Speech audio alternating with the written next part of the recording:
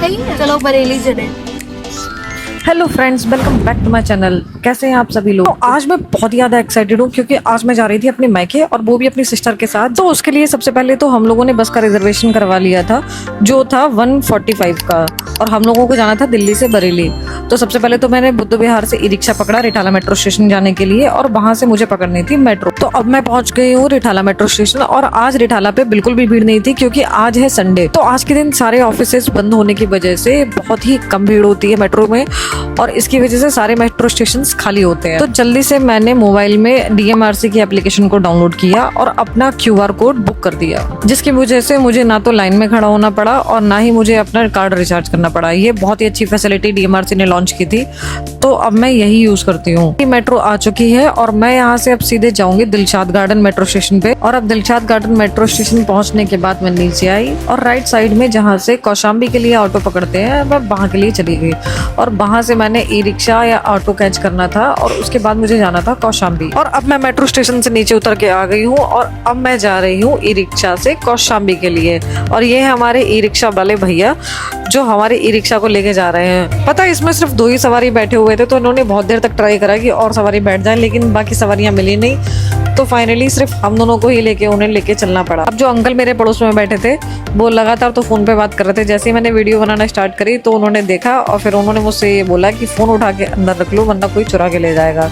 लेकिन मैंने इसका स्टैंड ले रखा है और हाथ में इसकी चैन भी बनवा रखी है ताकि फोन कोई चुरा के ना लेके जा पाए मेरा। और मैं फोन को काफी स्ट्रॉन्ग तरीके से भी होल्ड करती हूँ। अब भी अगर फोन चोरी हो जाता है या गिर जाता है तो भाई भगवान की ही इच्छा है। पहुंच गई हूँ कौशाम्बी बस स्टैंड, और कौशाम्बी बस स्टैंड पे पहुंची तो नेहा तो अभी तक यहाँ पे आई नहीं थी। तो फिर मैंने जल्दी से चेक किया कि भाई कहीं पे सीट बैठने के लिए मिल जाए, क्योंकि अभी नेहा को यहाँ पे आने में टाइम लगने वाला था। फिर मैंने सीट ढूंढी और शांति से एक जगह बैठ गई, और उसके बाद कुछ ही देर में नेहा भी आ गई। तो ये है मेरी प्यारी प्यारी सिस्टर नेहा। और इतनी ही देर में हम लोगों की बस भी लग गई थी और हम लोग चल लिए थे बस में बैठने के लिए। तो टाइम डाल नहीं रखा है उसमें, ये दिखाने दूर से हमें बहुत देर से बैठे थे हम। चलो चलो आयो भाई, पीछे पीछे। और उसके बाद हम दोनों अपनी अपनी सीट्स पे बैठ गए। चलो बरेली चले रक्षाबंधन के लिए घूमेंगे तो ज्यादा रक्षाबंधन की हो जाएगी। फिर चलोगी वहाँ कल तो जाना ही है, वही मंडे है। और उसके बाद कुछ ही देर में हम लोग पहुंच गए थे होटल ढाबे पे, और ये था शिवा ढाबा। फिर वहाँ पे मैं वॉशरूम वगैरह गई, कुछ खाया पिया और हम ने वीडियो शूट करी। और उसके बाद दोबारा से मैं चल दी थी बस के अंदर। और अब यहाँ से जो आगे हुआ वो तो आप खुद ही देख लेना। यहाँ से जाने के बाद अब हम लोगों को इतना लंबा रूट लेना पड़ गया था, बहुत ही ज़्यादा, क्योंकि कल था आखिरी सोमवार और उसकी वजह से इतनी भीड़ थी बहुत, जिसकी वजह से सारे ही रूट्स बंद थे।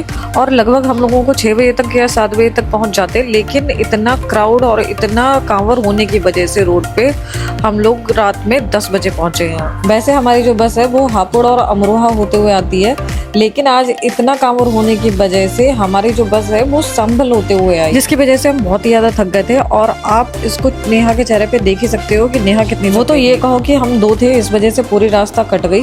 अदरवाइज मैं अकेली होती तो मैं बहुत ज्यादा परेशान हो जाती, क्योंकि मैं ब्लॉग बनाते बनाते और गाने सुनते सुनते बोर हो जाती। जैसा कि कल आखिरी सोमवार है तो इतने सारे कांवर मिले हम लोगों को रास्ते में, बहुत ही ज्यादा। और आखिरी सोमवार होने की वजह से इतने कांवर में भीड़ थी, बहुत ही ज्यादा। अभी आप इस वाले कांवर में देखना कितनी ज्यादा भीड़ है।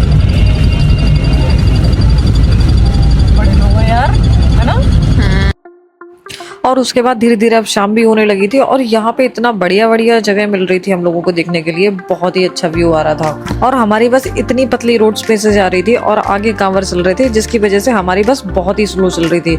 अभी मैंने इसको स्पीड ना तो तेज करी है और ना ही स्लो इस वीडियो की, तो आप देख सकते हो कि हमारी बस कितनी धीरे धीरे चल रही थी इस समय। और इस तरह हम लोग बातें करते जा रहे थे और आगे बस धीरे धीरे बढ़ती जा रही थी।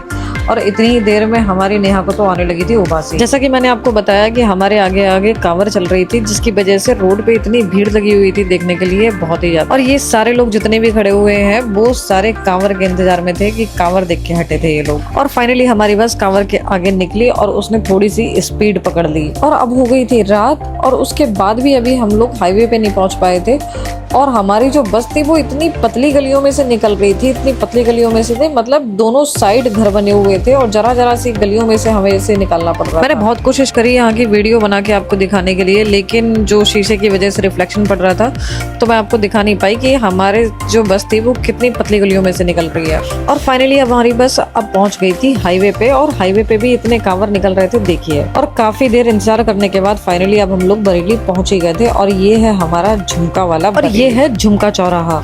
मैंने वीडियो बनाने का ट्राई किया लेकिन बस में होने की वजह से प्रॉपर वीडियो नहीं आ पाई। और उसके बाद अब हमारी बस जा रही थी सैटेलाइट बस स्टैंड के लिए, जहाँ से हम लोगों को ऑटो पकड़ के जाना था बरेली कैंट सदर। तो अब हम लोग पहुंच गए हैं सैटेलाइट बस स्टैंड, और यहाँ से करेंगे अब ऑटो या ई रिक्शा, जहाँ से हम लोग जाएंगे अब अपने घर के लिए। तो अब हम लोगों ने कर लिया है ऑटो और अब हम लोग जा रहे हैं अपने घर के लिए सदर कैंट। अगर आप लोग भी अगर सदर कैंट आए होंगे तो आपने देखा होगा कि यहाँ पे कितनी ज्यादा हरियाली है और कितनी शांति। मतलब यहाँ आके मुझे इतना अच्छा फील होता है, बहुत ही अच्छा, क्योंकि यहाँ पे ठंडी ठंडी हवा चलती होती है और चारों तरफ हरियाली है, और मुझे पेड़ पौधे तो वैसे ही बहुत पसंद है। और अब हम लोग पहुंच गए हैं बरेली कैंट सदर में, और यहाँ पे लग रही है रोड्स पे लाइट। और अब हम लोग पहुंच गए थे गोला बाजार, जिसका नाम अब पड़ चुका है धोपेश्वर नाथ चौक। और यहाँ पे नंदी बाबा की और हमारे प्यारे शिव जी की इतनी बढ़िया मूर्ति रखी हुई है, बहुत ही बढ़िया, जो मैं दिखाऊंगी आपको कल नेक्स्ट ब्लॉग। और उसके बाद नेहा डायरेक्शन दे जा रही थी हमारे ऑटो वाले भैया को, और इस तरह अब हम लोग पहुंचने वाले थे अपने घर के लिए। और ये सजा हुआ है गेट जो कि जा रहा है धोपेश्वर नाथ मंदिर के लिए, जो मैं दिखाऊंगी आपको कल के ब्लॉग में। बस भैया यही साइड में बस। और अब हम लोग पहुंच गए थे अपने घर पे। तो ये था आज का ब्लॉग। आपको कैसा लगा कमेंट में लिख के चैनल को लाइक सब्सक्राइब करके बताइए, और मिलते हैं नेक्स्ट ब्लॉग में। तब तक के लिए थैंक यू, बाय।